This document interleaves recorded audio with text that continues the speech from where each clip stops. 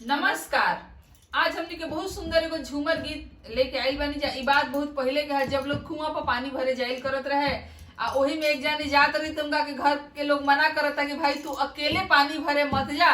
देखी जा उनका के का समझावल जाता है गीत के माध्यम से हमनी के बताई जा। और अच्छा लगे तो लाइक और सब्सक्राइब भी करब जा। जरूर अच्छा लगे।